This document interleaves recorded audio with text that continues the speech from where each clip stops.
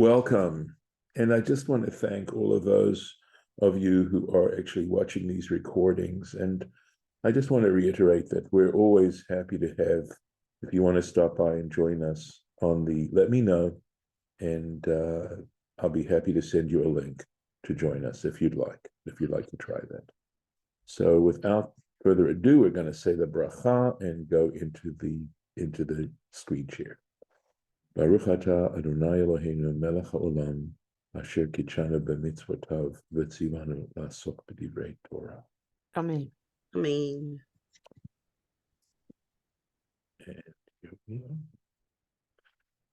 So we're reading about Moses' sojourn in Midian and how he was sitting by this well, and that there was a very similar parallel passage to Jacob's experience when he had to go to Aram Naharaim and to sojourn with Laban, and the first experience he had was at a well. And of course, we also have that story of Eliezer at the well. So there's some significance about this. So anyway, we've talked about how Moses rescued the daughters of Jethro, unnamed at this point, and from the shepherds, the male shepherds who were preventing them from watering their sheep, and how Moses personally watered those sheep. So we've read about 3 incidents regarding Moses. We've read about how he killed the Egyptian who was beating the Israelite. We read about how he tried to pacify 2 Israelites who were fighting with each other, and at that point discovered that he realized that what he had done in the first incident was known. We read about his escape to Midian, and we read about this incident at the well. So these kinds of things we can assume, I believe, are supposed to give us some indication of what's involved in leadership. And really and truly, perhaps, job number 1 is that you have to put others ahead of yourself if you want to be a leader. So, Vatavona el Reuel ahivihen. So now we have the name of their father. They came, Vatavona, the daughters came to Reuel, their father. So it turns out that Jethro, and we'll have a Rashi later on that tells us about all these names that Jethro had. And here he's called Reuel. Vayomer, and he said, Madua mihartem bo hayom. Why did you come so quickly? Right? What happened that you're back so soon? Right? So going on, and we have a few sentences without Rashi's here. Vatomarna, and so they said, Ish Mitzri, an Egyptian man, Hitzilanu miyad haroim, rescued us from the shepherds, from the hand, literally, of the shepherds. In other words, the control of the shepherds. Remember, hand is a literary metaphor for power, control, something like that. Vagam, not only that, but he also he also drew water out of the well for us. And the word dali is a noun that means a bucket. It's a modern word that means a bucket. So it's connected with the idea of drawing water from a well or a spring. Vayash et hatzon, and he, not only that, he watered the sheep. Vayomer el benotav, so he said to his daughters, Va'ayo, where is he? So where is he? Lama ze azavtem et haish. Why did you leave this man? Why did you leave the man? Kir'en lo, go call him vayochal lachem, so that he eat, literally it says bread, right? Let him, so that he'll be able to, and we just on a simple level say that, so that he can have a meal with us. Invite him to have a meal with us. So the interpreters are sort of curious about these details, right? Whenever the Torah is going into detail like this, so much detail, forgive me, trying to adjust the size here, right? they figure that there has to be a special reason. Okay, so there's some interesting stuff that comes out of this sentence. Lama ze azavtem. Why did you leave him? Right? Hikirbo. So Jethro understood. He recognized regarding Moses, Shehu Miz'aro Shel Yaakov, that he was of the seed of Jacob, which is interesting because the daughters say Ish Mitzri. They say an Egyptian man. We know already from the text itself that Pharaoh's daughter brought him as a baby into Pharaoh's court. We can assume that he was dressed as an Egyptian and that he was raised initially in Pharaoh's court as an Egyptian.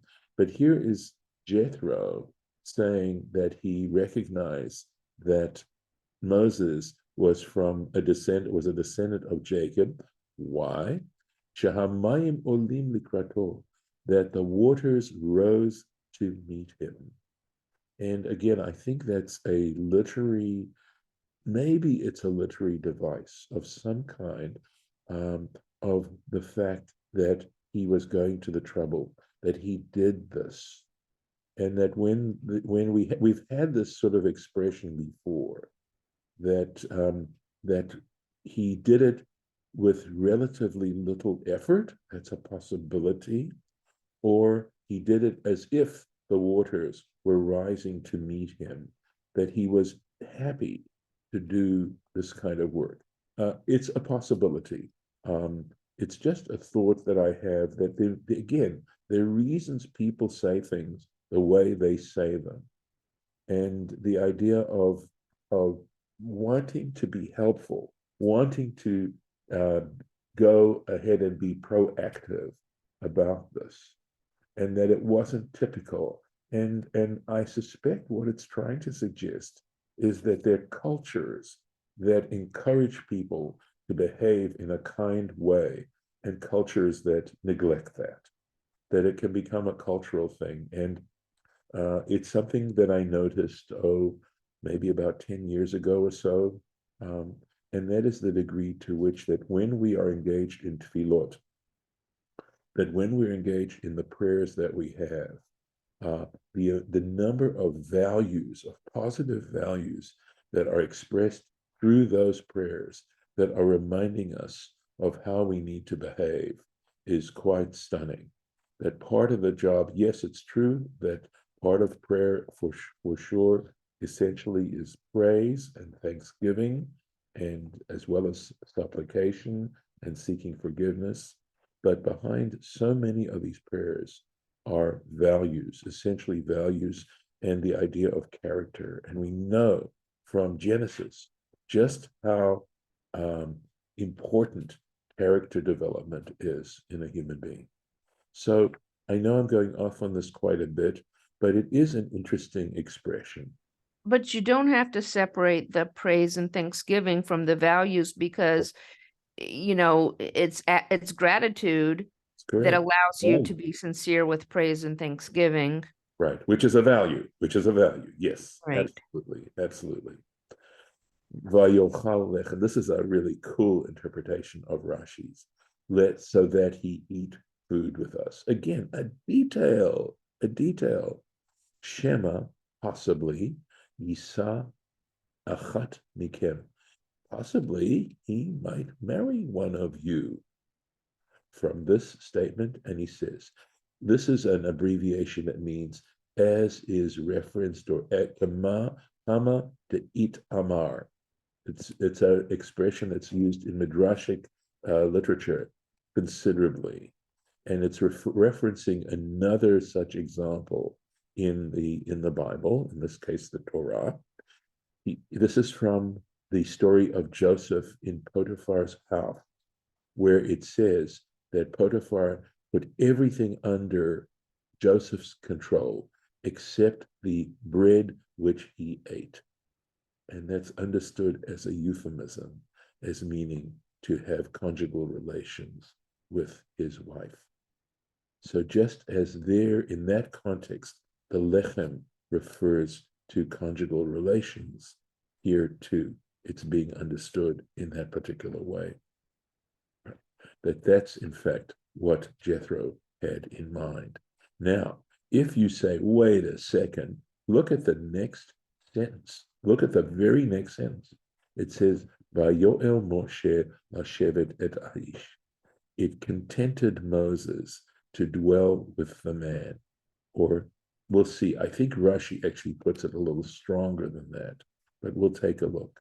But essentially, this Vayoel means here he was willing, he desired. And so let's keep going. Look at the very next phrase. Vayitin et Tzipporah bito Moshe, and he gave Tzipporah his daughter to Moses. So here exactly we've got this. Doesn't talk, this next sentence doesn't talk about the meal they were enjoying or the food that they were enjoying. It goes on to talk about Tzipporah. So it's sort of, these are interesting connections that this was an experience I had when I was very new to biblical commentary. And I'd read something like we just read about this interpretation of lechem as meaning conjugal relations. And I'd say, oh, come on. And then I'd read the next sentence, or I'd read a sentence much later on, and I'd realize how insightful these things really were. And of course, I think I don't need to tell you the degree of respect that I have for this material. So look at the Rashi. Vayoel. So he says katargumo. It's as it is translated. And the word in Aramaic, utsave, actually means it pleased Moses. So that it pleased Moses to dwell with him. And there are sfarim acherim. There are other versions of this which are not the same and say kamashma'o, as is implied, which means he was willing. And there's a difference, right, between desirous and willing. So this word vayoel can be both, right? It can support either translation. Vidomelo. So now we go on with vidomelo, and there are similar places where we have this word, okay? Or el na valin. And I understand, okay, that it means may it please you to rest, to spend the night. All right. Velo ho'alnu. Velu ho'alnu, which means were we willing, were we content to, or where we were desirous of. The ho'alti ledaber. Now, this is a reference to Abraham and in his great conversation with God, right before the destructions of the 5 cities of Sodom, Gomorrah, Admah, Tzvoim, and Zoar at the time, right? So here, though, it's a little bit more difficult because ho'alti could mean I have begun to speak, like hitchalti, and it's so not quite the same. So I actually looked at it and I said, maybe we could translate it as, if my words please you. If I'm going to translate ho'alti by Yoel as it pleased, it was desirous. In other words, may my words be pleasing to you, or may you be content to hear my words. That's what Abraham was trying to communicate. Because if you think about it, of course, it is chutzpah, right? It was chutzpah, impudent for Abraham to be questioning God's judgment and God's decision. But that whole passage, of course, speaks out so loudly in terms of compassion, even for those that are wicked, and to make sure that the whole point of Abraham's argument was that he was concerned that there were going to be righteous people destroyed along with the wicked people. Umidrashot, but there's also a midrashic take on this. Lashon Allah, that this ho'alti or yoel, vayoel, is from a root Allah, Aleph Lamed Hey, where in this particular form, the Hey would drop out. And the word Allah means like a ban or a curse. like a formal injunction. So, Nishba lo, he swore to him, that is, Moses swore to him, Shelo Yazuz, that he would not move, literally. Sorry, let's go on here. Mi Midian, from Midian, ki im birshuto, except with Jethro's understood permission, with his permission. So, we had that conversation yesterday about Moses's age and stuff like that. But I believe he was in Midian for a long time, for quite a long time. There are reasons to argue over that. We'll come to that. A very mystical and puzzling story in just a little bit when Moses heads back to Egypt. So, Vatele ben, right? She gave birth to a son, Vayikra et Sh'mo Gershom, and he gave him the name. He called his name literally Gershom. Ger, of course, is a stranger, right? And Sham means there, right? A stranger there. Ki Amar, because he said, thought, right? Ger Hayiti, I was a stranger. Be'eretz Nochriya, famous phrase, in a strange land. I was a stranger in a strange land. And that, of course, is a motif for the Jewish experience in the diaspora over several thousand years. And the whole notion of exile being a fundamental idea within the biblical narrative. And I believe the idea is that our lives here in this world are, in a sense, parallel to that, and that we should understand that our spiritual location and our spiritual place is really our home, and that the experience of the material world, in a sense, is an exile. And the whole notion of what exile brings with it, and the idea of all the lessons, right, that essentially our experience in this world is a learning experience. And I had a friend when I was a rabbi in Canton, Ohio, who I thought said something very profound when he said, "What is the purpose of life?" And his answer was, to learn, to learn. That's the reason we're here, is to learn. And there are, of course, other statements that support such a notion. Going on. A little bit more. Unless any of you would like to comment in the time that we have. I got something. Okay, sure. Okay. Can we go back to Yoel? Yes. It is Joel. Yes. Because it stuck at me with my brother. It's my brother's name, and it means something having to do with God. And does this possibly have a connection, like God stuck it in his brain that that maybe that's a good idea to go and live with these people? Interesting. Yeah, I mean, you can always understand ale. Okay, this is, of course, L, and Yeah. so it could be that difference of vowel could make a difference in the meaning of the word. But definitely, if it, remember, the Torah is written without vowel points. Right. And yes, and they spelled it. I thought they spelled it the same way at Joel, but I would check again. Consonants, maybe not. No, the consonants are correct. They're exactly. Yes. And I'm wondering, nevertheless, if it has something to do with God's desire. Yeah. That maybe that's what it means. Yeah, I like that. I like that kind of a little bit. bit better, but not tons better, but a little better anyway. Yeah, no, it's an interesting thought. It is an interesting thought. Oh, gee, that's a great idea. Where do we get those great ideas? Yeah, but I think your notion of God wanting Moses to do that isn't so distant. That it's possible that God's in everything. There is a little bit of that intimation in that word. In that word, it's true. Okay, thank you. Of course. No, thank you for the thought. All right, we'll do just a little bit more there. Right. So new paragraph. Vayhi bayamim harabim hahen. So this is the point. This is it. And it was in those many days. And that's why I'm thinking that there's some support here textually for the idea of Moses being in Midian for a long time. In those many days, Vayamot melech Mitzrayim, it says the king of Egypt died.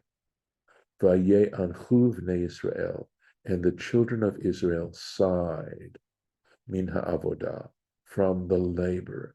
Vayiz aku, and they cried out. They cried out. Vata'al shavatam, and their pleas arose, Ela Elohim, to God, min ha'avodah, from their labor, from the labor. So again, a statement that talks about divine compassion and how God hears our suffering. And there really are many statements, it's certainly a good number of statements that talk about how God suffers, feels the pain of human beings here. Let's see if, okay. So an interesting, again, an interpretation that is interesting. I certainly would never figure this out myself, right? And it was during those lengthy days, right? Those long days, those long, many years. And Yamim could mean years too. It's really referring to a time period, right? Shahaya Moshe Gar Midian, while Moses was sojourning in Midian. Vayamot Melech Mitzrayim, that the king of Egypt died. So there is a tying here of Moses's sojourn in Midian and what was going on in Egypt. And again, what you're going to see in this interpretation, an understanding of the degree of suffering that the Israelites were going through on such a level. You'll see it's pretty explicit. V'hutzrechu Yisrael v'tshuah, and the Israelites required saving, being saved. Moshe haya ro'eh, and Moses was a shepherd. And the idea of a shepherd and a leader, right? We have that symbolism to there, etc. So it is, let's take a look here. Yeah. So right here, right? Moshe haya ro'eh. So we've got this here about God hearing what they had to say. There's going to be another sentence regarding that, right? And just focusing on how much God was paying attention. And then the next sentence says Moses was shepherding, etc. The connection. So Uvat Shua al Yado, and the salvation came by his means, through Moses. Ulachach nismachu parshiot halalu, and for this reason, these two paragraphs are connected to each other, or chapters connected to each other. And this stands for Barashi Yashan. This has to do with some early manuscript of Rashi that may have been left out of other manuscripts or printed editions. But that's this Barashi Yashan. I'll try and finish this off a little bit. Vayamot Melech Mitzrayim. And it says the king of Egypt died. And in Sh'mot Rabbah, in the Midrash Sh'mot Rabbah, Nitzdareya, he became leprous.